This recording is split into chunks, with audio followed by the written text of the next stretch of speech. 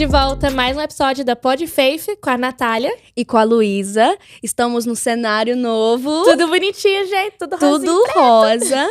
E hoje temos uma convidada muito, muito especial, pastora Dayana Prince. Seja muito bem-vinda. Gente, é uma alegria estar aqui. E antes de começar, eu queria dar um pequeno testemunho em relação às meninas.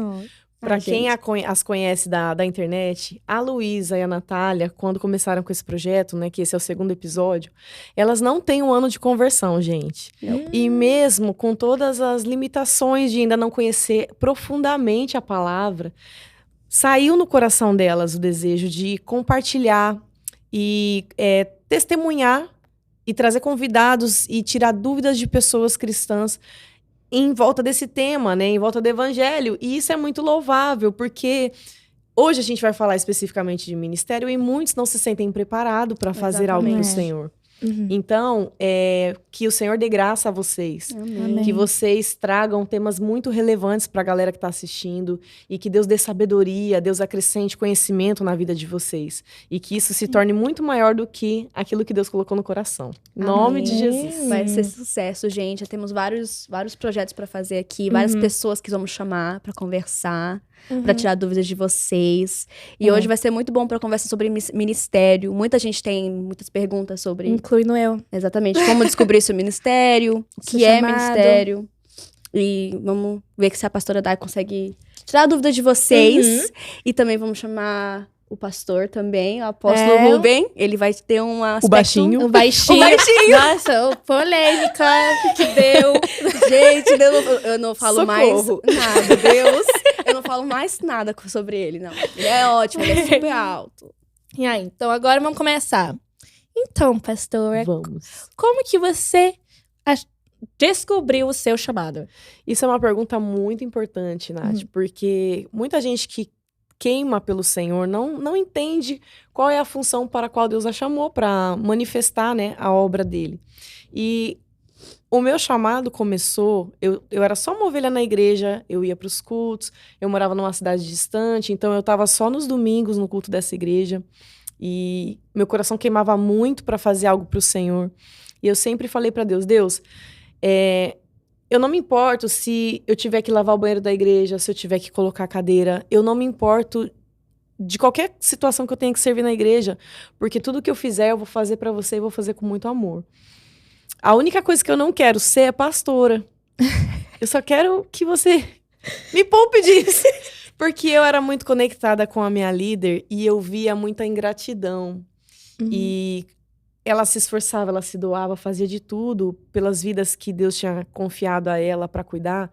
E quando as pessoas não davam uma resposta e eram desonestas, infiéis, maledicentes, falavam mal, criticavam, isso me feria, porque eu amava muito a vida dela. Então, esse foi o motivo pelo qual eu falei pra Deus, eu faço qualquer coisa na sua casa, só não me dá o pastoreio. Eu não quero. Por causa que eu via isso e me feria pela vida dela. E eu tinha 3 meses de igreja, né? E quando eu tava na igreja, tinha um missionário vindo, um pastor do Japão, que era muito usado em cura. E eu já tinha falado isso pra Deus, que, né, a questão do pastoreio eu passava. E aí, ninguém da igreja me conhecia ao certo, porque como eu só ia nos cultos de domingo, eram 12 domingos que eu tinha ido, então as pessoas ainda não sabiam quem eu era, não me conheciam, não sabiam os dons e talentos que eu possuía.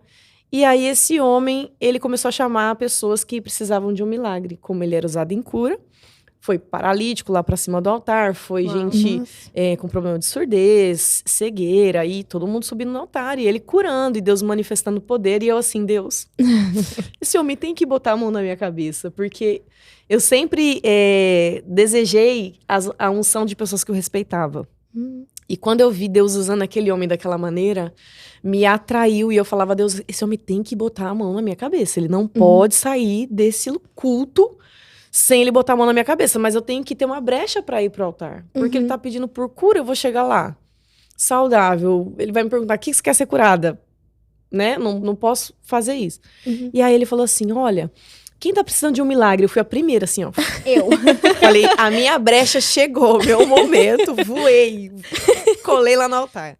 E aí tinham 3 grupos, uma fileira no meio, 2 fileiras, uma em cada canto, todo mundo assim na fileirinha, esperando sua bênção chegar. E aí ele ia orando, a pessoa ia saindo. Aí ele foi no meio, orou por todo mundo. Era a última do meio, da fileira do meio. Aí ficou só eu no meio. Aí ele olhou pra mim, me ignorou, foi pro outro canto. Nossa. Aí eu olhei assim, todo mundo da igreja percebeu. Aí eu falei, que eu tô fazendo aqui? Aí eu fui lá no cantinho da fileira que ele tava orando.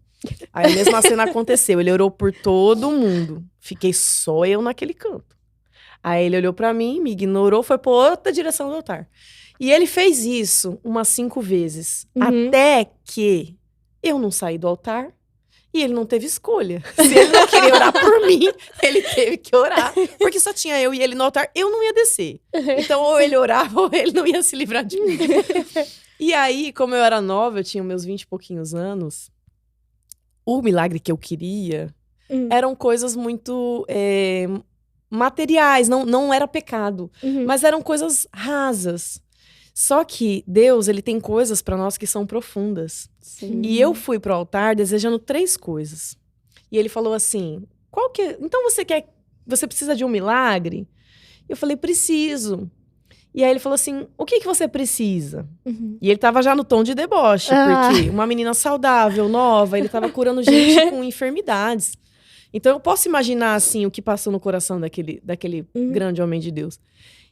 Aí ele falei assim, bem baixinho, eu quero uma casa, um carro e um marido.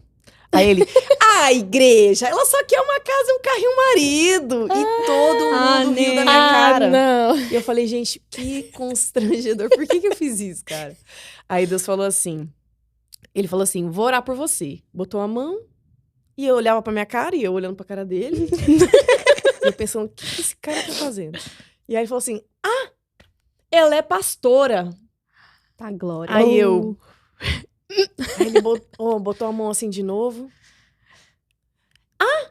Ela é cantora. Aí o povo da igreja, ela é levita. Aí o povo da igreja, cara de nada, né? Ninguém me conhece conhecia. direito. Aí ela é cantora. Aí o povo não deu o sinal de que ele tava certo na profecia que ele tava falando. Aí ele olhou pro louvor. O louvor também não sabia, o louvor com cara de nada. Aí ele olhou pra líder da igreja, com o apóstolo e com a minha pastora, que tava sentada do lado. Aí ele falou, ela é cantora. Aí elas falaram, ela é levita. Aí ele, ela é cantora e pastora e vai gravar um CD. Uau. E depois disso, por que eu quero falar esse testemunho em relação a chamado? Porque quando a gente serve na igreja, a gente serve a noiva, independente do que a gente faça. O ministério que estiver precisando e eu me pôr como voluntário disponível, o serviço a Deus, ele vai dando direção para aquilo que Deus tem específico na sua vida. Então, a igreja ela tem vários ministérios que precisam de várias pessoas apoiando. Sim. Quando você se põe disponível para fazer, o Senhor vai dando a direção específica de onde você vai servi-lo com o dom que ele te deu e com o talento que ele te deu. Então, isso foi o que aconteceu na minha vida. Só que agora eu tinha uma palavra profética sobre a minha vida, que eu seria cantora, pastora e que gravaria um CD. E por que essa promessa, para ela acontecer, ela demorou quase 15 anos? Porque a minha resposta não foi rápida para isso que Deus havia falado. Então, quando Deus ele libera uma palavra sobre a nossa vida, ele está zelando para que essa palavra se cumpra. Porque Deus é comprometido com o que ele fala. Então, a palavra vai dizer que ele falou e agora ele está aqui, zelando para que isso aconteça. E qual era a resposta que eu tinha que dar naquela altura? Me colocar em obediência debaixo dessa palavra, porque aqui ele está zelando e ele vai levar a bom termo para que aquela palavra se cumpra. Então, a partir do momento que Deus falou, mesmo sendo muito nova na fé, que eu seria uma pastora, eu tinha que vigiar os conselhos que eu dava. Eu tinha que vigiar, ler muito mais a palavra, me dedicar muito mais à oração. E eu continuei me comportando como uma ovelha. Então, é esse processo que atrasa o que Deus já liberou a nosso respeito. Quanto mais cedo, mais rápido eu for em obedecer, mais cedo isso vai acontecer na minha vida. né? Então, eu queria deixar essa dica para quem está em casa. Seja rápido em obedecer. Deus falou que você vai fazer algo grande para ele, seja rápido em obedecer. Deus, o que eu preciso fazer? Qual é a renúncia que essa promessa carrega?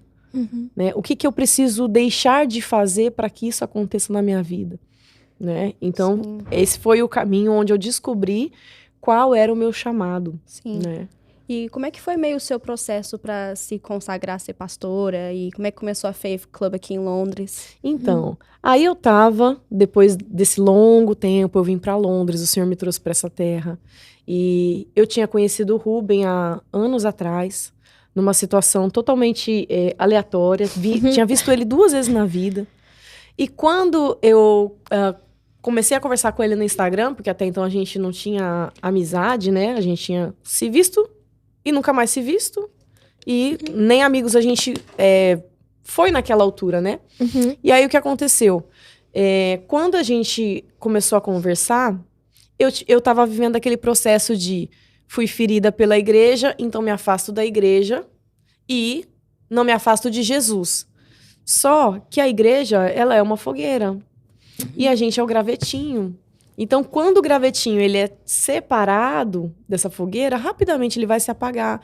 E eu estava exatamente nesse processo de esfriamento. Por quê?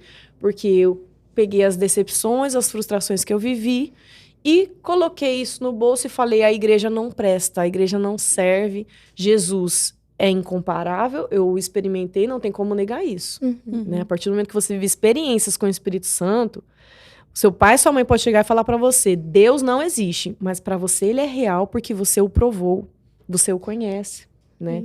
Então, quando eu conheci o Ruben, né, a gente se aproximou numa amizade, estava nesse período. E ele falou, Dai, vem aqui pro Rio, vem conhecer o Clube da Fé. A visão do Clube da Fé é uma visão muito atual, que tem alcançado muitos jovens. E aí eu tinha uma viagem programada para Tamur, que eu ia fazer com uma amiga, e falei, Deus, Tamur eu vou em qualquer época do ano. Agora, pra tua presença queimar de novo, eu não sei se eu vou ter uma outra oportunidade. E aí eu preferi ir nessa viagem. E aí, ali, Deus começou a falar sobre o nosso casamento. Em 35 dias, eu deixei um documento pra minha apóstola me casar. Uau. E foi assim...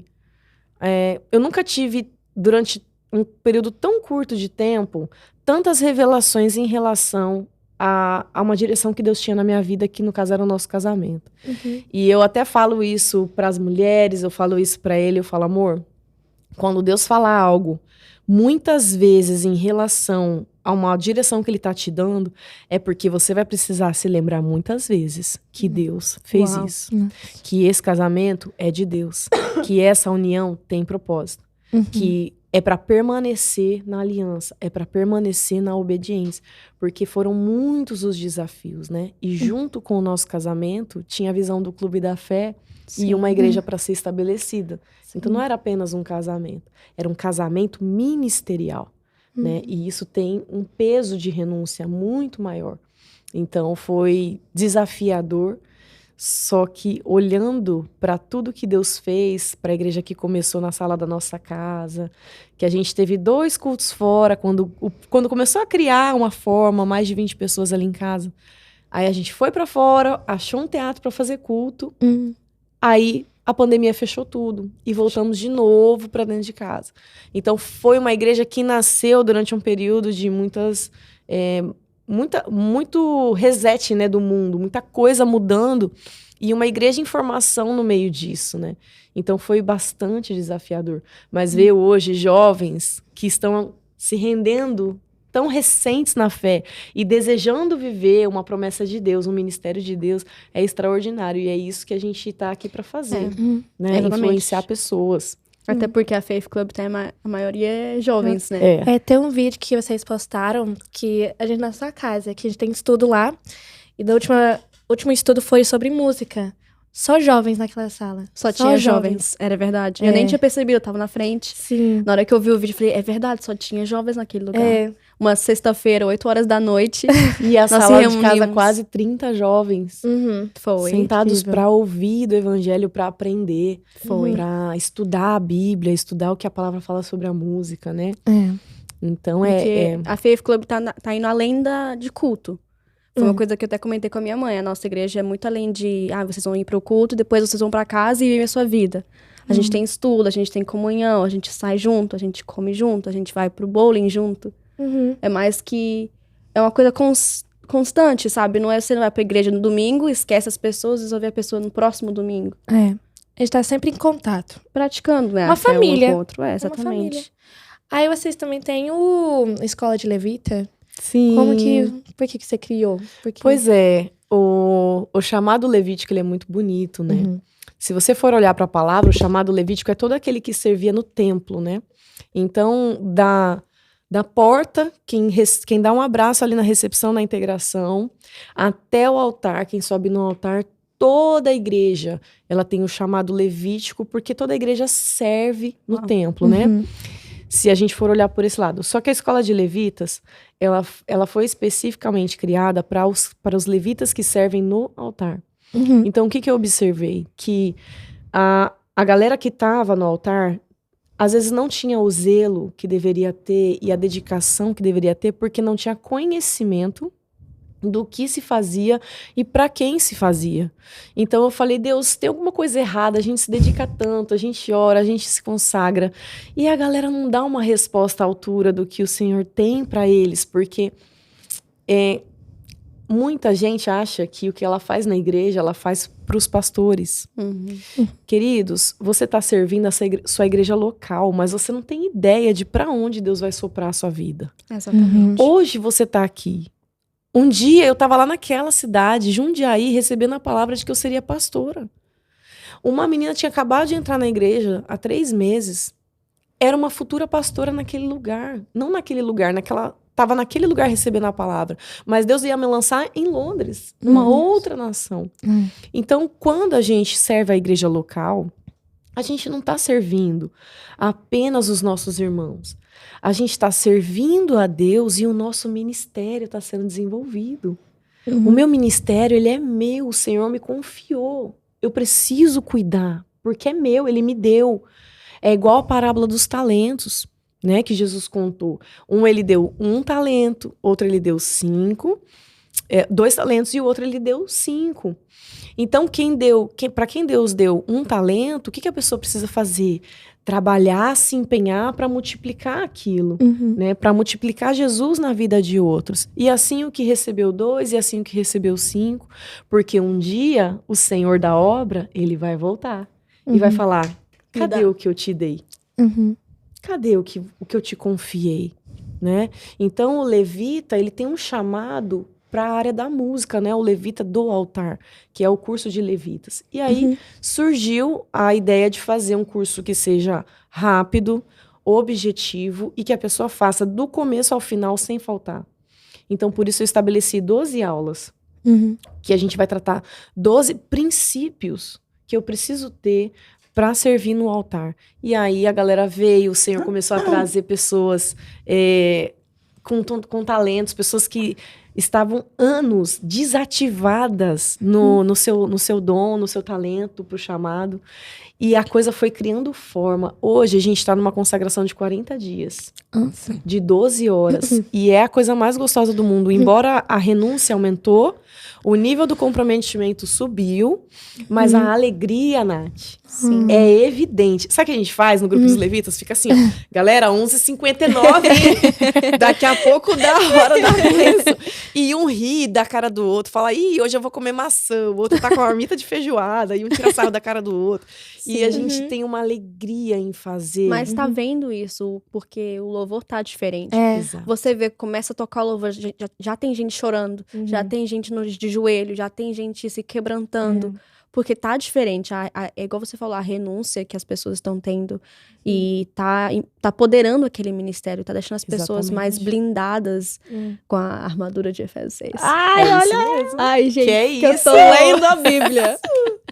Alguém leve. Mas a gente Amém. entendeu o que tem levitas, mas quais são os outros tipos de ministérios que as pessoas podem ser chamadas? Eu vou colocar aqui para vocês o que a palavra fala sobre os chamados, né? Sim. Os ministérios, que tá lá em Efésios 4, no verso 11, diz assim, ó. E ele mesmo deu uns para apóstolos, outros para profetas, outros para evangelistas, outros para pastores e outros para mestres.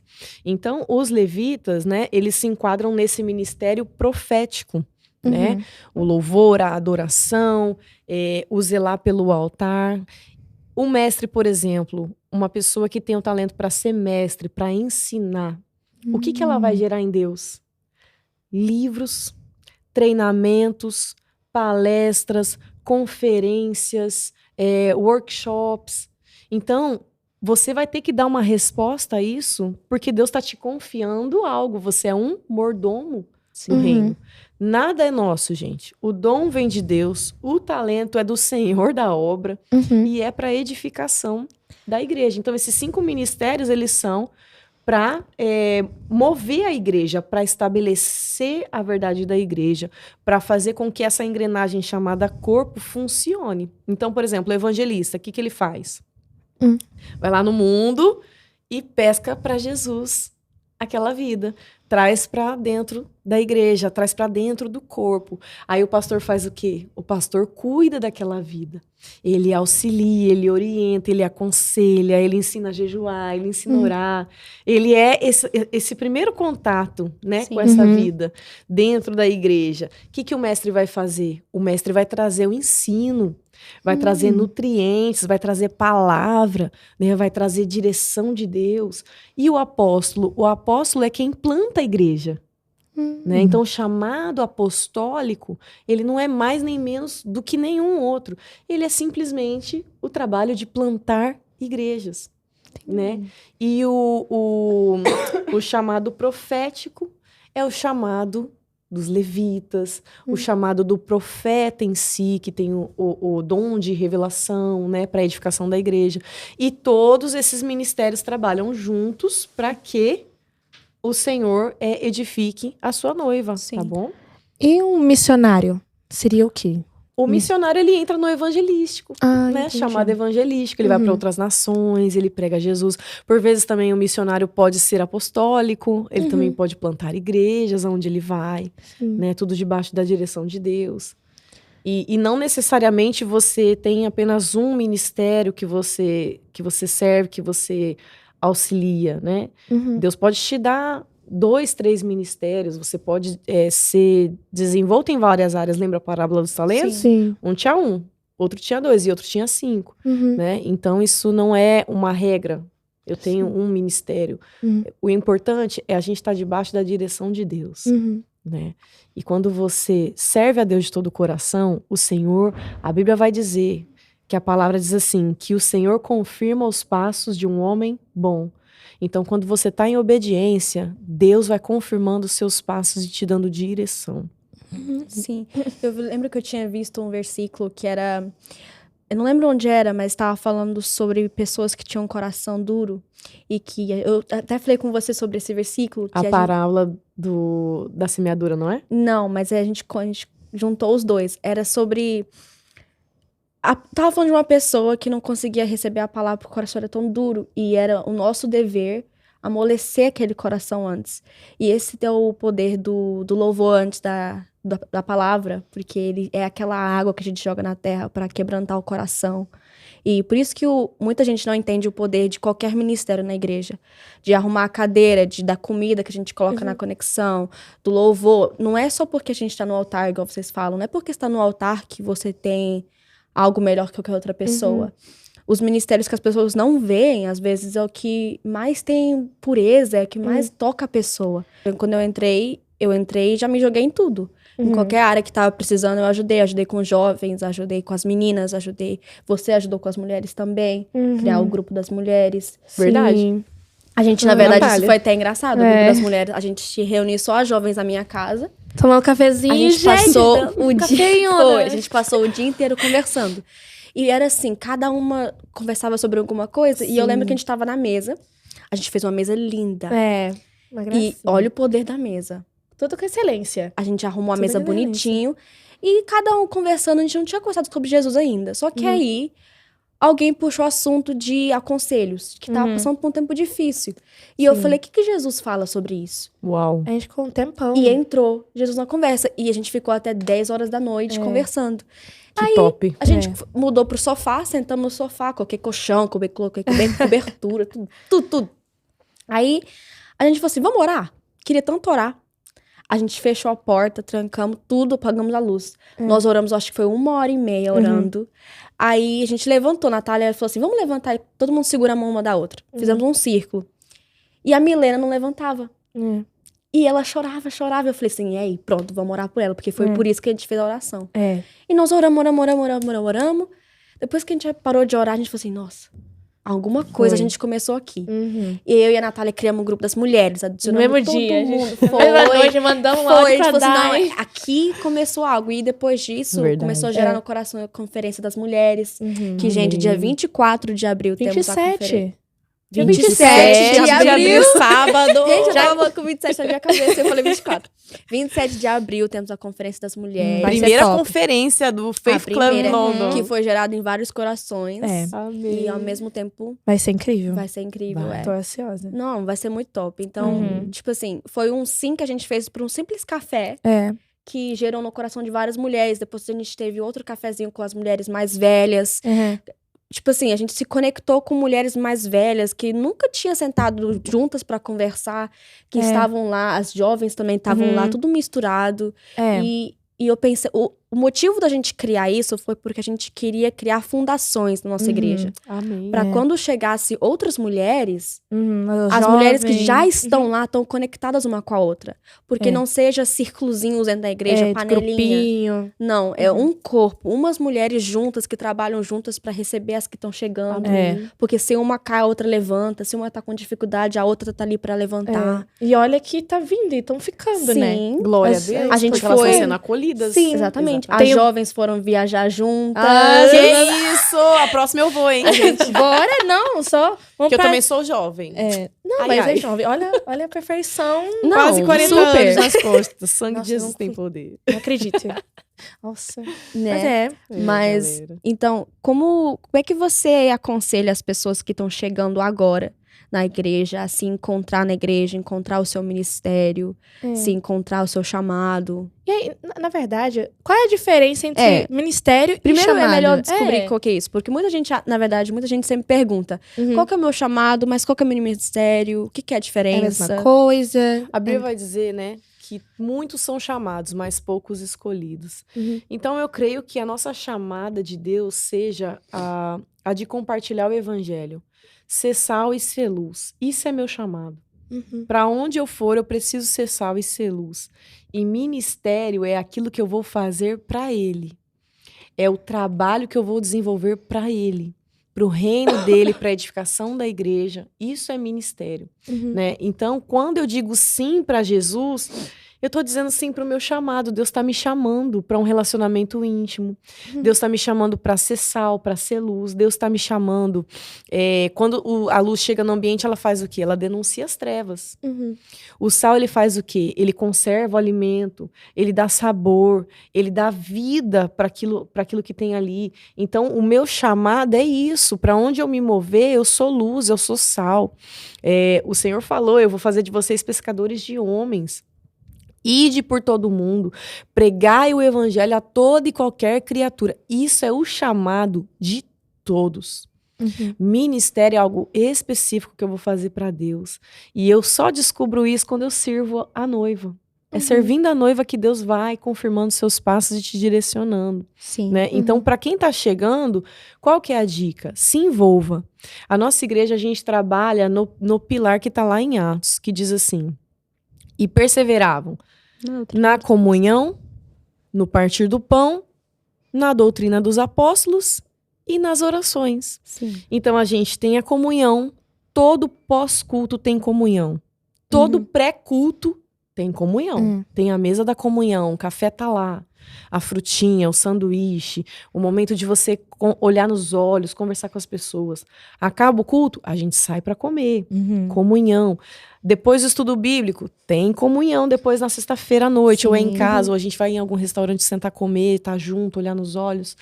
Depois do culto na quinta-feira e no domingo, tem comunhão. E na oração também a gente pede uma pizza, faz alguma coisa, vai no restaurante. Então a gente persevera nesses princípios, né, de estar sempre junto e em comunhão. E tem a oração todo sábado à noite que a gente tem, que é onde a gente abre para toda a igreja, todo mundo faz parte, todo mundo participa. E tem o ensino da palavra específico, que é o clube de estudo na sexta-feira. E nos cultos é onde a gente vai para quê? Para dar o nosso culto a Deus. Então eu não vou para receber apenas. Eu vou para doar. Eu vou para fazer a obra, eu vou para servir minha igreja local, eu vou para cultuá-lo. É por isso que a gente não tem ministério de dança na igreja, porque a gente é uma igreja que dança. A gente celebra, a gente faz trenzinho, a gente brinca um com o outro, a gente aproveita aquele ambiente. Então tudo é feito da melhor maneira possível, porque é o culto que eu tô dando para Deus. E essa postura de eu ir dar um culto a Deus, ela é muito diferente da postura de, hoje tem um culto, eu preciso. Eu preciso ir pra igreja. Não, você vai com a consciência de que você tem que ter algo para entregar. Sim. Né? E é isso que tem movido pessoas tão jovens, tão novas na fé, se moverem profeticamente para um chamado. Sim. Né? Por isso que as pessoas chegam e são ativadas rapidamente na igreja, né? Porque essa engrenagem simples, que tá lá em Atos, 4 princípios, tem gerado um resultado extraordinário. Exatamente. Né? E quando uma pessoa tá pegando fogo, o vento bate, ó. Aí faz o quê? Incendeia a casa toda. Entende.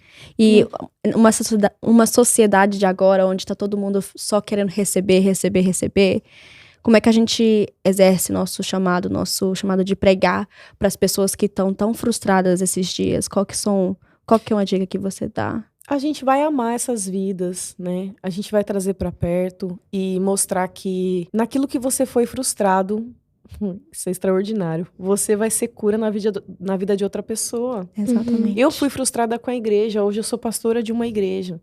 Então, tudo aquilo que me frustrou, eu vou no caminho contrário, para gerar vida, né? Eu até falo que eu era de uma igreja que não era tradicional, mas um dia o meu pastor chegou e falou, Daiana, tem que ter uma conversa com você. E eu falei, tá bom.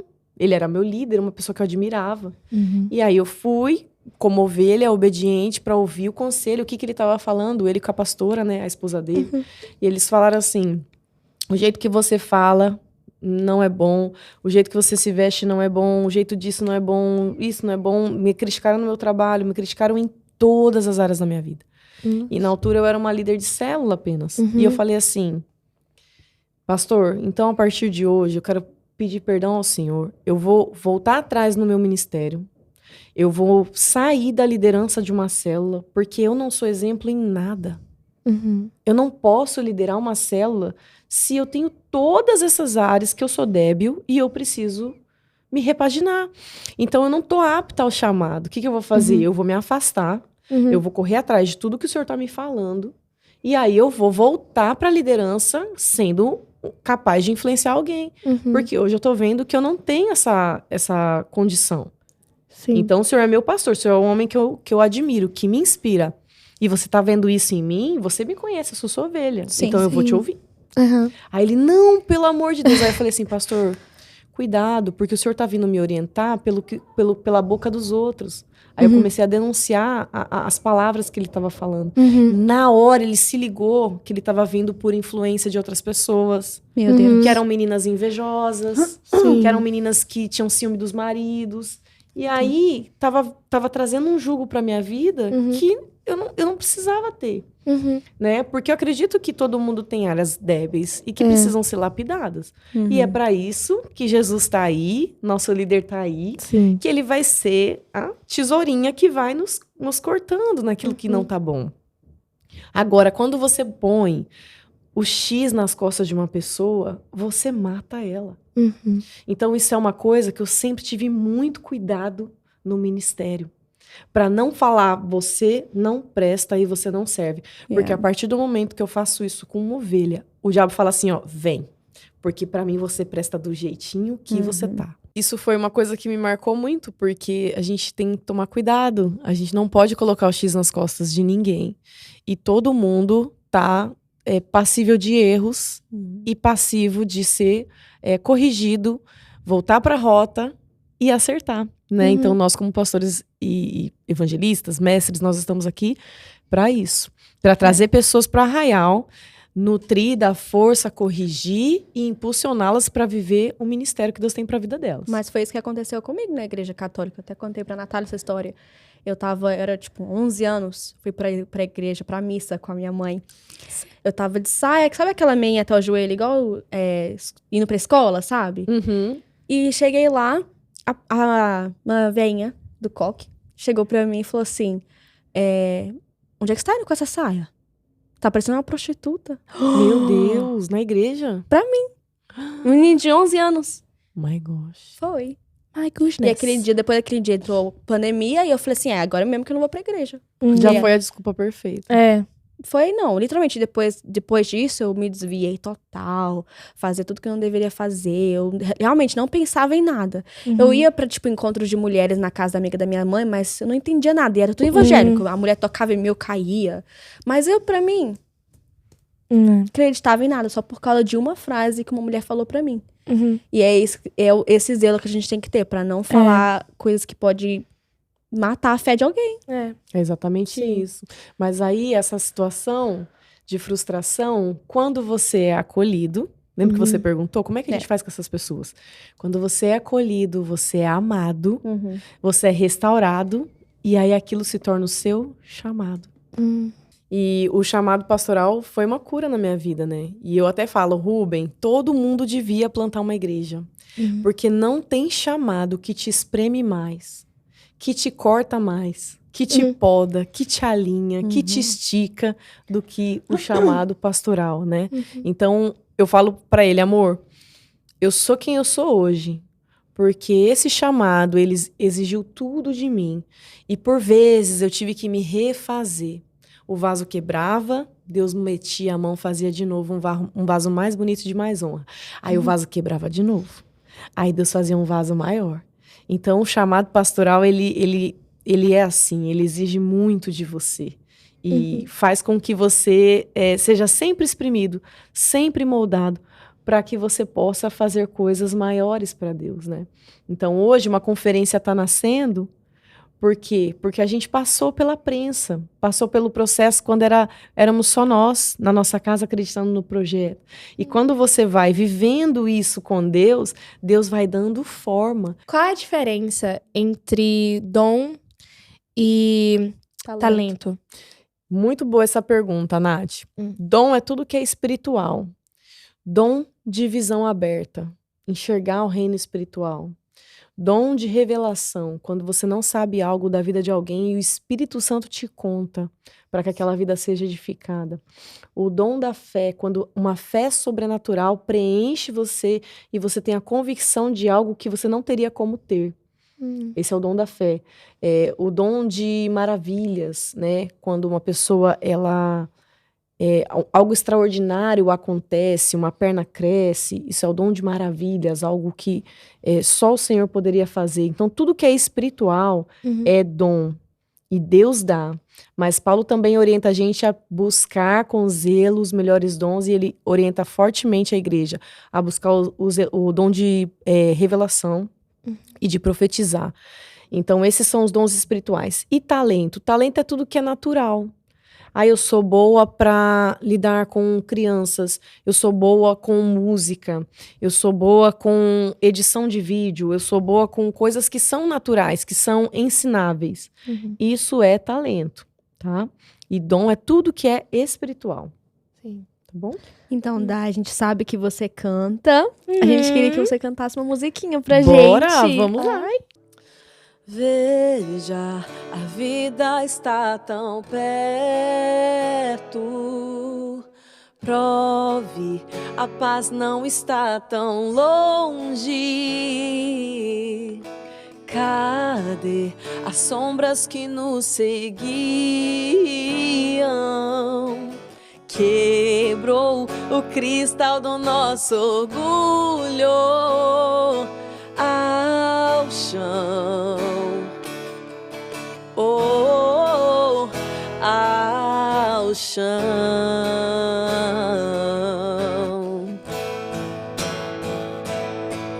E veja os tronos de outros ex dobrados ao chão.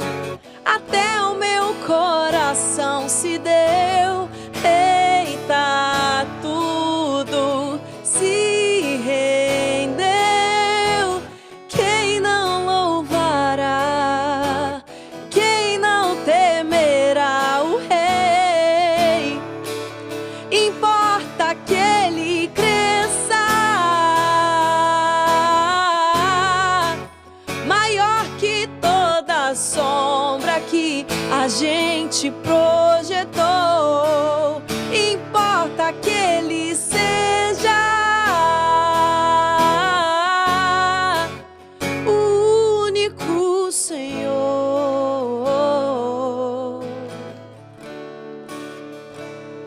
Ai, gente! Amém. Canta mais uma pra gente, Dai, por favor. Vamos lá. Lembrem da canção. Cristo é o retrato de Deus. Do que foi feito antecedeu primeiro, antes de nascer. Fez justiça e em si morreu. Supremacia e trono são teus. E aquele fio que se rompeu da minha alma até a Deus, o sangue santo costurou Cristo e suas linhas de amor. Agora o homem feito eu pode no homem ver a Deus, ter paz, viver, andar e ser. Me fez amigo em seu verter. Me fez amigo em seu verter.